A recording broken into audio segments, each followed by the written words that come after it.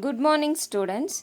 So, let us start this class with the inheritance chapter, that is chapter 10 in computer science second year syllabus. So, I'll be starting with the recap of what are the concepts which we discussed in the last class. So, first we discussed introduction, is it right? So, in introduction we saw the definition of a inheritance. So, in the inheritance definition goes like this: it is a process of deriving the new class from already existing class. Okay, so already existing class is called as a base class and the derived class is called as a subclass. Okay, assume you are having a base class and you are defining the new two classes. So this is class 1 and this is class 2. Okay, so I think you all understood. So the base class is called as superclass and the derived class is called as subclass. Okay, so next we saw some of the advantages associated with this inheritance. So first advantage is what? It is reusability. So always you should know that this reusability concept is very important in this OOPS feature and it will be practically used in all the programs. Okay, so next feature is it is fast development. Because of this reusability characteristic, we can able to develop the code fastly and so the time can be reduced, is it right? And then with the help of this inheritance, another advantage is there. So that is the length of the code length will be reduced and hence it is we can able to maintain the code easily. So easily we can able to maintain this code. Okay, so next is with the whenever the code length is less, okay, the memory usage will be less and that is memory we can able to use efficiently. Okay, so memory concept is very important whenever we buy a mobile, whenever we buy any electronic gadgets for that matter, let it be a laptop, let it be a iPad or let it be a touch phone, anything tab, anything. And whenever we buy electronic gadgets we look at memory, right?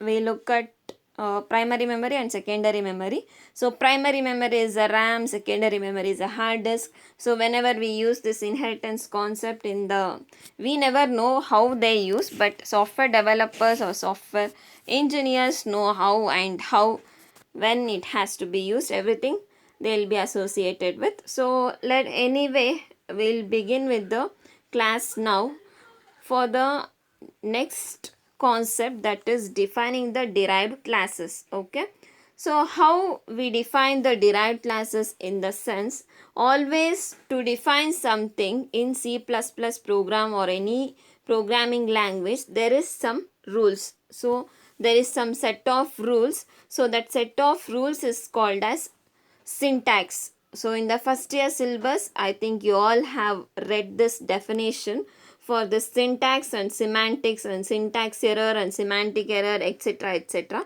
So let it be here.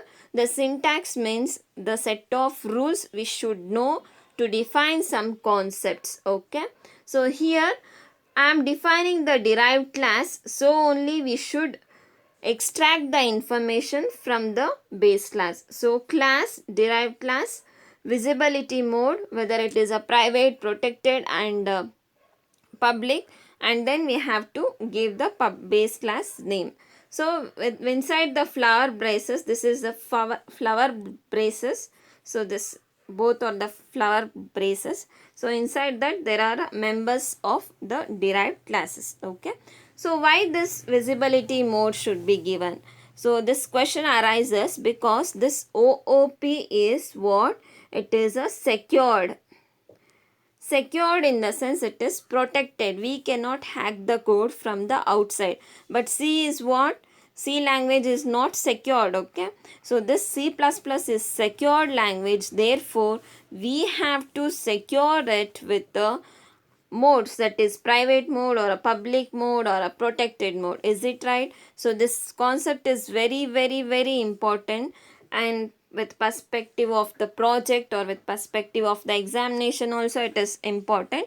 So you should know this visibility mode. So whether the code is available for free, whenever we go through this online free download and all, there the visibility mode you can assume that as a free. Okay, we give for example Avast antivirus free download, is it right? Or anything song free download, mp3 song free download, etc. we give, right? So here there whenever it is a free, the visibility mode, the access specifier will be public. Okay, so here see, look at here.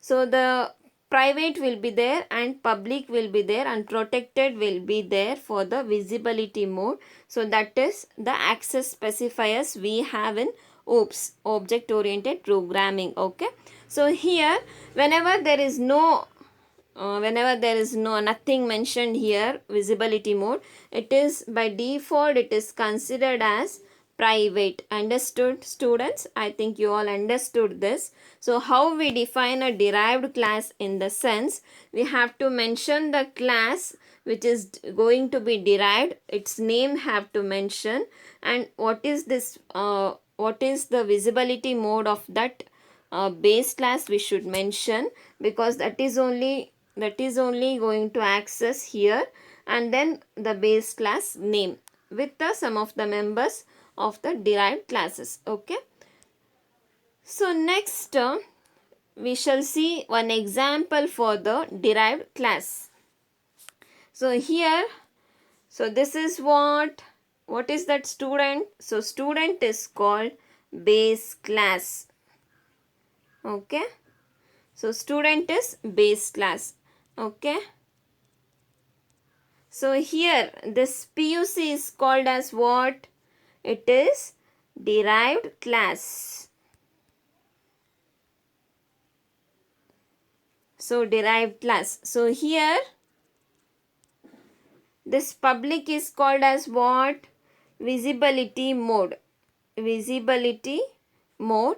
And here the student is what? Again we are deriving from the base class. So here understood, I think. Class, derived class name, public access specifier, that is visibility mode, student is derived class. So likewise another one class is there. So this is derived class 1. So this is derived class 2. Okay, so here degree is what? Degree is the derived class name. So this public is what? The visibility mode, and the student is called the base class. Okay, students, so let us move on to the next slide. So here again I am discussing on visibility mode. So the visibility mode definition goes like this. The visibility mode in the definition of the derived class specifies whether the features of the base class are privately derived or publicly derived or protected derived. Okay, so whatever the visibility mode here we give, so here we give public, here we are mentioning, right? So that is, it is either privately derived or protectedly derived or publicly derived. So that derivation or how it is accessed from the base class, here it is mentioned. Okay, I think you all understood. So next, how and exactly this visibility mode plays a very important role in inheritance, we'll see. So assume the base class, assume the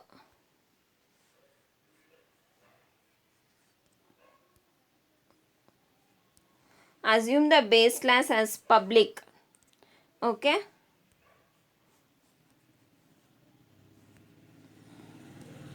okay students, so assume the base class as public. So in the derived class mode, if it is public mode, so then it will be public. If the mode is private, so it will be private. If the mode is protected, it will be protected. Okay, so I think you understood. So base class, public means the public, in public mode it will be a public, in private mode it will be private, protected mode it will be a protected. Assume this is the first scenario. Second scenario is if the base class is private. So in derived class we can have three categories: in public modes, protected, private mode and protected mode. Okay, so in, if it is a private, we cannot inherit it at all. So this is one of the disadvantage we will be discussing in further classes, or it is not there in our syllabus. So you should keep it in mind. If the base class itself private, we cannot able to inherit, right? So features cannot able to extend ಮಾಡಕ್ಕಾಗಲ್ಲ. Okay, so that is the disadvantage you can consider. So next is if the base class is protected. So protected means also, right, or in all the derived class behaviors, in all the three modes of behaviors, it will be protected itself. Understood? So here you can see this first example. In this example, we can see if the class is private, okay, base class is public, so it can be derived publicly. So it can be derived public, it can be derived public. Okay, so assume that you are having the here as a private, so here we cannot able to inherit anything. So understanding?